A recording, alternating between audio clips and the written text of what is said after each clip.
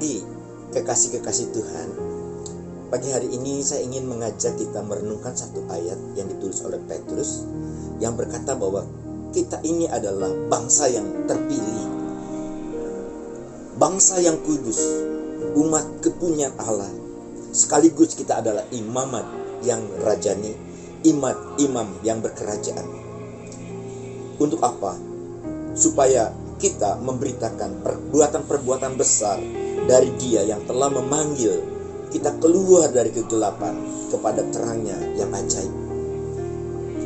Saudara-saudara yang dicintai Tuhan, kita adalah umat pilihan yang menjadikan kita bangsa yang besar, bangsa yang merupakan bangsa yang kuat, bangsa yang hidup dengan kemenangan. Kita perlu mengucap syukur kepada Tuhan.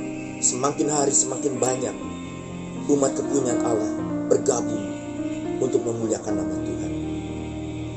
Namun pada pagi hari ini saya ingin mengajak saudara perhatikan kata kita adalah imamat yang rajani. Karena di dalam kata imamat yang rajani atau imam-imam yang berkerajaan, kita tahu bahwa di situ ada beberapa hal penting yang merupakan tanggung jawab orang yang dianugerahi berkat oleh Tuhan untuk menjadi bagian dari kerajaan Allah. Sekaligus dia adalah imam-imam yang berkerajaan. Dia imam-imam yang bertanggung jawab kepada kerajaan. Dalam hal ini adalah kerajaan Kristus. Kata imam, saya ingin mengakronim agar saya sendiri bisa mengingat betapa pentingnya saya sebagai seorang imam. Inspirasi dari Allah. Kita adalah inspirasinya Allah. Kita harus menyalurkan ilham-ilham rohani melalui kehidupan kita secara nyata, bukan hanya dengan khotbah-khotbah kita, tapi dengan perbuatan, dengan karakter dan semua jati diri kita. Kita adalah inspirasi buat siapapun yang ada di sekitar kita. Yang kedua, ada mandat rohani, mandat kerajaan sorga yang jatuh di atas kita sekalian.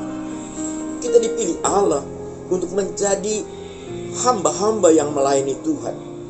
Sebagai mandat yang diberikan kepada kita, kita harus bertanggung jawab apapun situasi yang ada pada kita saat ini.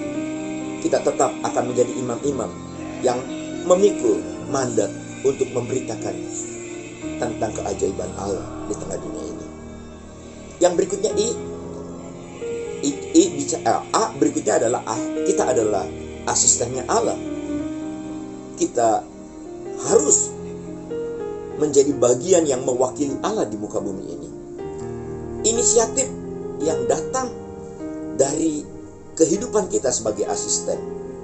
Kita asisten yang bisa mengerjakan apapun.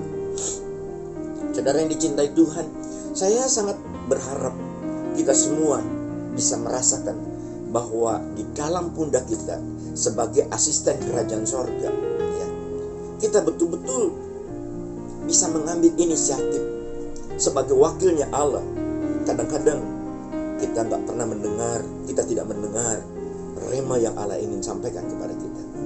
Tapi sebagai asisten Allah, kita harus kreatif, ya. Dan yang berikutnya adalah messenger. Kita adalah pembawa pesan.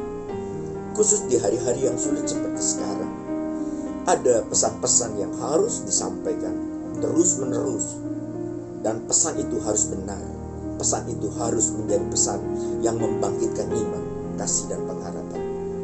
Saudara yang dicintai Tuhan, saat Musa naik di perayaan 7 minggu, hari Pentakosta, dia turun dari Gunung Sinai membawa 10 perintah Allah. Saat itu dia bergumul karena di bawah kepemimpinan Imam Harun terjadi kegoncangan. Saya menjadi begitu khawatir membayangkan apa yang terjadi antara Harun dan Musa.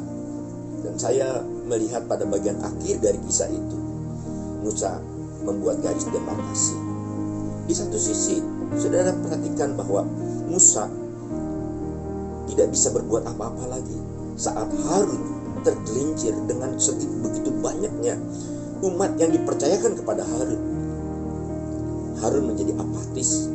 Harun menjadi kebingungan dan mengikuti apa yang diinginkan oleh orang-orang yang dipercayakan kepadanya. Sehingga pada hari itu dikatakan oleh firman Allah, hampir 3.000 orang mati. Saudara yang dicintai Tuhan, pagi hari ini sebagai imam-imam yang berkerajaan, kerajaan yang diberi kepada kita adalah kerajaan yang besar. Memang hari ini kita sedang diombang-ambing oleh COVID-19, tapi percayalah, kita ini adalah inspirasinya Allah. Melalui hidup kita, ilham roh akan terjadi.